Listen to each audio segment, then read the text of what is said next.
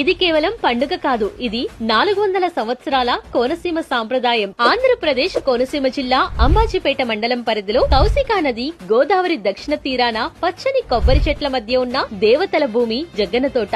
జగ్గనతోట చుట్టూ 11 శైవ క్షేత్రాలు ఉన్నాయి. ఈ క్షేత్రాల నుంచి ఏకాదశ ప్రభలు కనుమ రోజున బయలుదేరుతాయి. ప్రభ అంటే దేవుని పల్లకి. కనుమ రోజున ఏకాదశ రుద్రులు జగ్గన్న తోటలో కలిస్తే ఐశ్వర్యం, సుభిక్షం, లోకక్షేమం కలుగుతుందట. ప్రభలు ఉదయం 10 గంటల తరువాత మొసళ్లపల్లి నుంచి పెద్ద ప్రభ, చిన్న ప్రభ ముందుగా బయలుదేరుతాయి. తర్వాత పాలగుమ్మి ప్రభలు, వెనుక వైపు నుంచి కే పెదపూడి ప్రభలు, సెంటర్ రోడ్ లో నుండి ముక్కామల, నేదునూరు, వక్కలంక, ఇరుసుమండ, వ్యాఘ్రేశ్వరం, పుల్లెటుకూరు ప్రభలు జగ్గన తోటకు చేరుకుంటాయి. గంగలకూరు అగ్రహారం ప్రభలు కౌశిక నది పాయను దాటి జగ్గన తోటకు చేరుతాయి. ఇది ఈ తీర్థంలో అత్యంత ఆకర్షణీయమైన ఘట్టం.